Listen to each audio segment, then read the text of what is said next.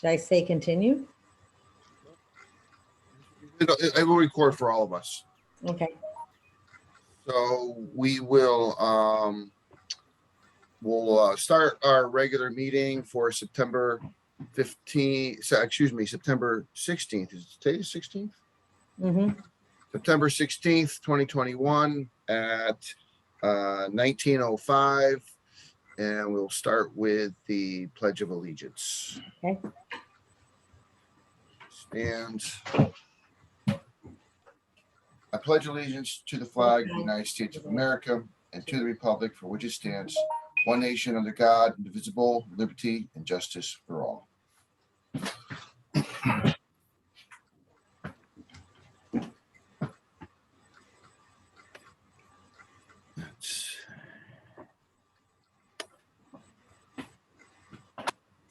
I'm going to, just based on the schedule that I have, any public portion? Do we have any public? Not here. Public. Then we'll move on. I don't see anyone else in the meeting. Obviously, we're recording this meeting. We will go to, do we have approval of the minutes for it'll be the July minutes that we submitted? Yes. I make a motion to approve. Motion to approve the July minutes. Do we have a second? Second. Have any discussion? Yep. Is there any discussion? Any discussion on the minutes? All in favor of the July minutes? Aye. Yes. Aye. Aye.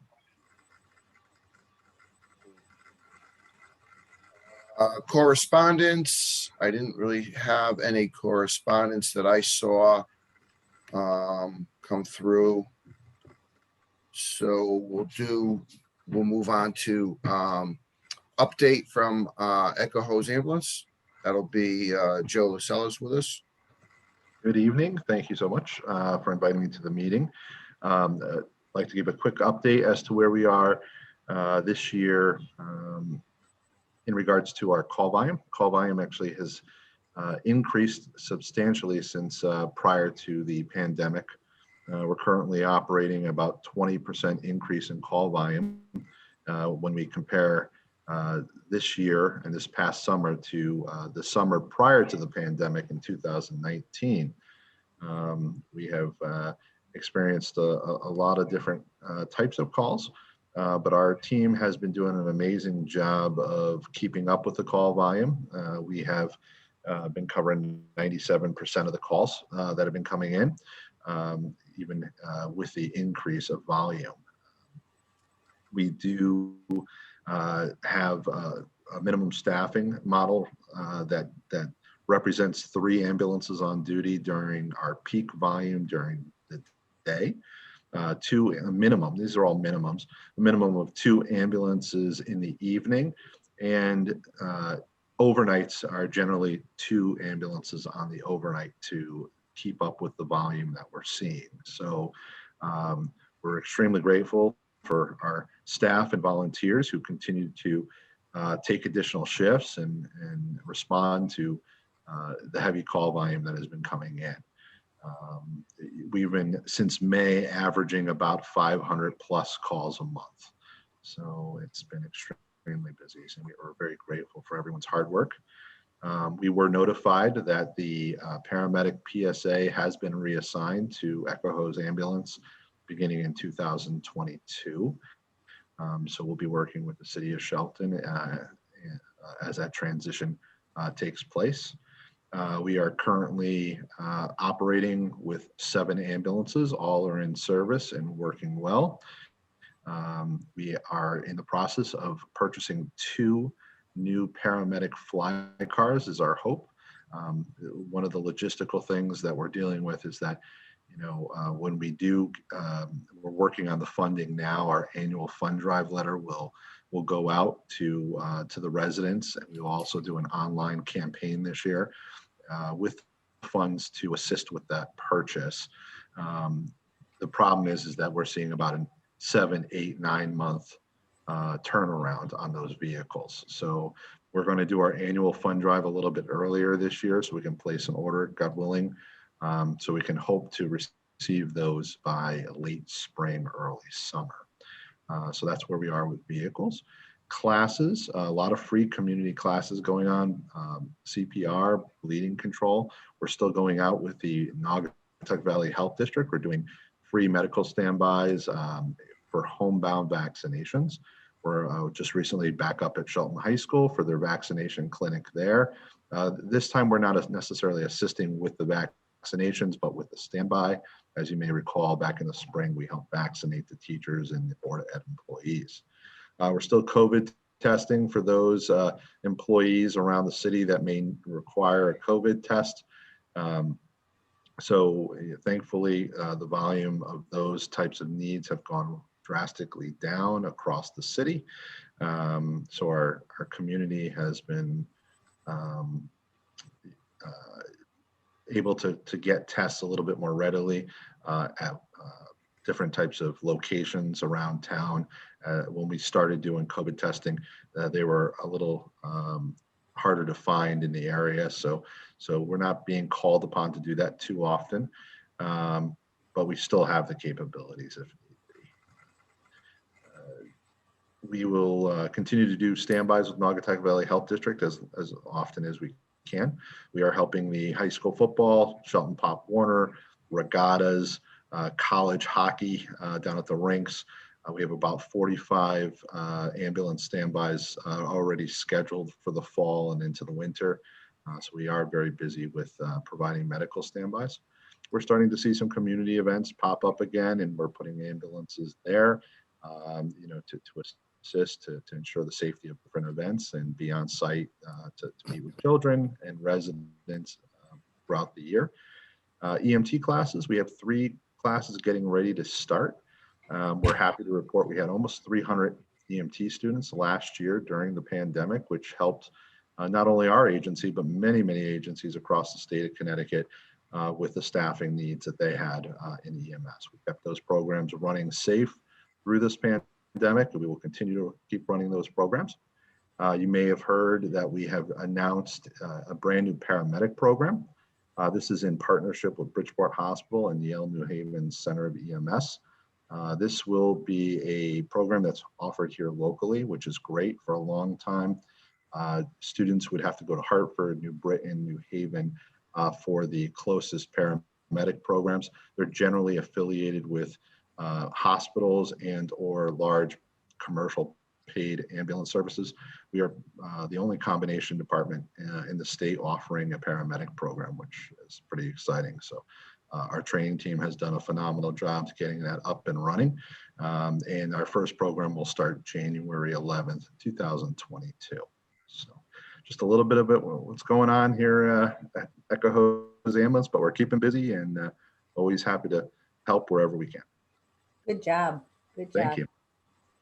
Yeah, congratulations. That's really all excellent news, and obviously a lot of moving wheels on your part.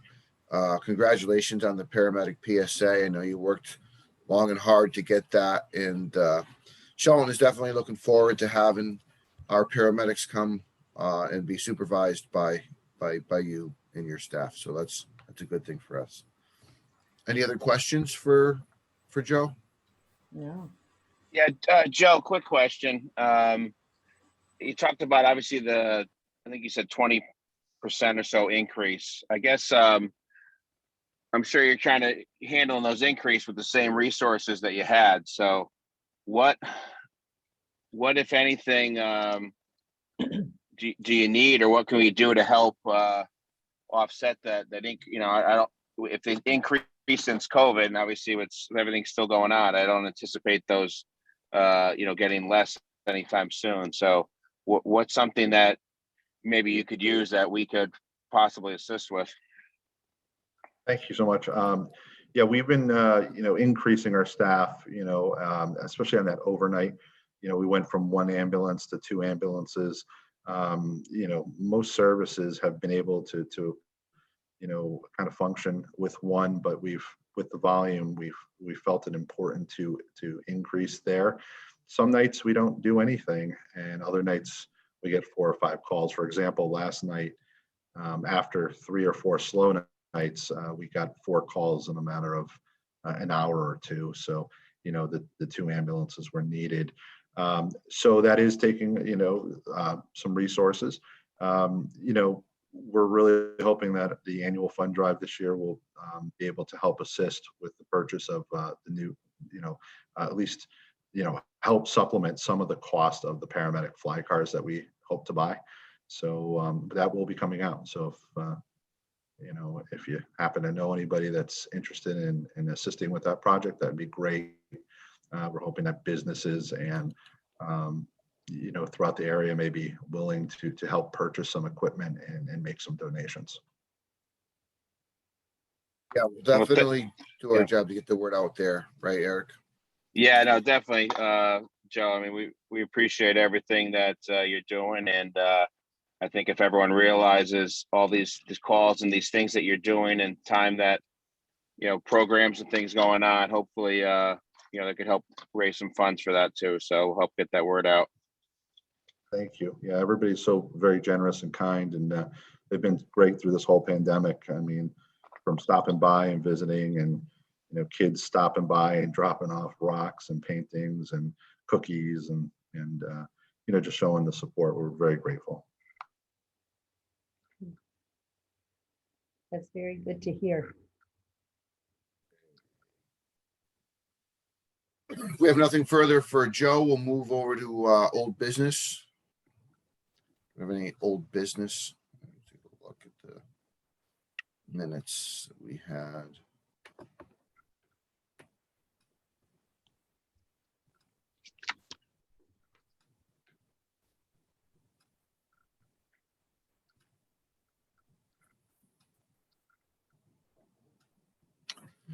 So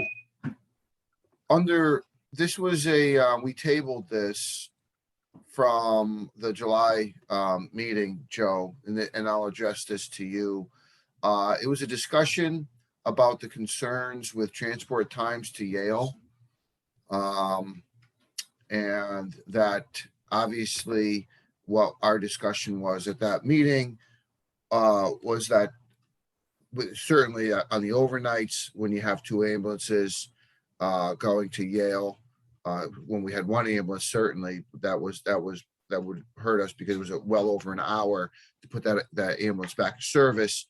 And then it was sort of, I think we had spoken that obviously if somebody needed Yale because their doctor was there, if it was a pediatric, if it was specialty, that it would be an easy transport. But you wanted, basically, I think, the support of the board to have a policy that our primary transports were going to be Bridgeport Hospital, St. Vincent's Hospital, and Griffin Hospital, which is in our close enough proximity to Shelton, other than if somebody needed something other than those, what they support, or if they got diverted. Is that something we still need to vote on? But we've actually been able to, we've seen the volume of those requests go down quite a bit over the last 6 weeks or so. We, are really now having some additional resources is helping to keep, vehicles readily available for residents that live here in town that have to go there for any reason, specific reason. It is something that obviously we will do everything we can do to accommodate. For folks that are kind of traveling through town, they may be from all over the state. So a lot of times, we'll get requests to take me here, take me there. And, we get to a situation where we'd love to be able to take people to the hospitals closer to maybe where they reside, but it's just not always possible for us, and taking our resources too far out of town. So, in those situations, we have been able to work with with those that are needing transport to understand the resources that are available locally, as well as an awareness that, Bridgeport Hospital and Yale are essentially affiliated and under the same hospital network, so they can get wonderful quality care at that facility too. So that has worked and has been very helpful. So we're able to keep those ambulances closer to town and keeping them, readily available for the volume that we've been dealt with. So I think if we can continue to monitor it and kind of see where it goes, that would be probably helpful at this point in time. Yeah, and from, I think, our standpoint, we could put it to a floor vote if we need to at a meeting to basically say that this is our, we support this policy, if you wanted to submit a policy to us and why, so that if there's any backlash of why I can't go to Waterbury Hospital or Norwalk Hospital, we support, obviously, local jurisdiction hospitals because we have to get our ambulances back in service.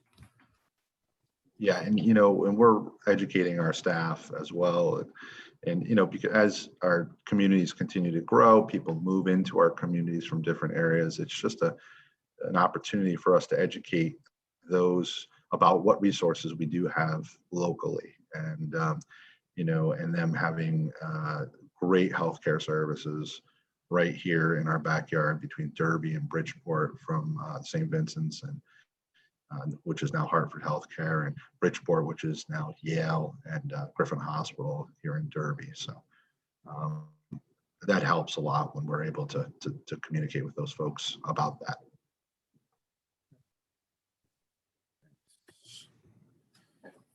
For that. Any other old business? Do we have any other old business? So Joe, just if I'm understanding you correctly, right now, the way it is, you guys are you pick someone up for a sprained ankle in Shelton and they want to say they want to go to Yale. Right now, we're taking them to Yale, correct? Yes, in most cases that is correct. I mean, unless there's a significant weather event or something that's really preventing us from going outside the local area, we do our best to try to accommodate as much as possible, with the understanding that it does take us out of service for a bit. Right. Right. But now, I'm sorry, Karen. nope, that's okay.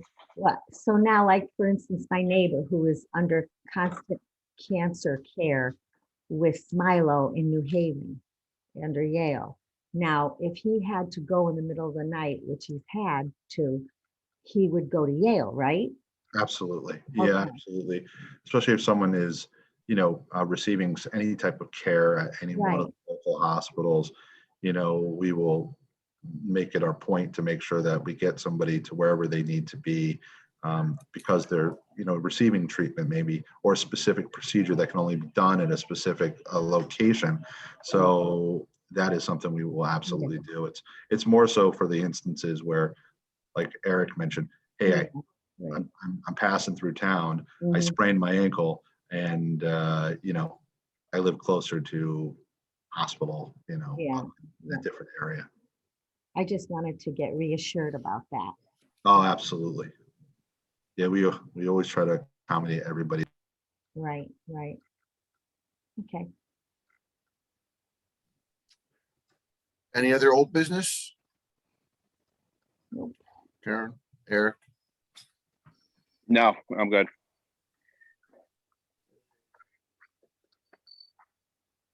New business.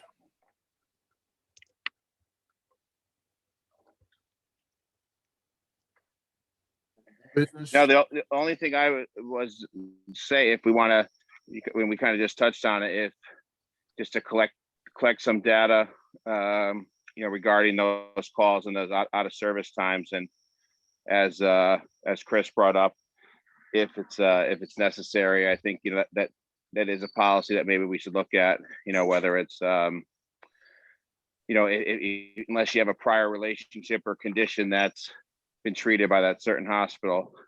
Well, obviously we want to, I know Joe, they go out of their way to take care of everyone. We also need to keep the needs of everyone in town and not be ever at a spot where another emergency happens and now we have a delayed response due to, traveling to Waterbury, New Haven, et cetera. So I just was if we could continue to monitor that and maybe look at maybe the specific number of calls and some data related to that, and really find out if we need to put a policy forward. And we can collect that data pretty easily, Eric, and we can kind of come up with an idea of where the calls are generating from. Are they, more of a private residence, or is it a, commercial or Right. roadway kind of incident, so on and so forth. Thanks, Joe. Thank you.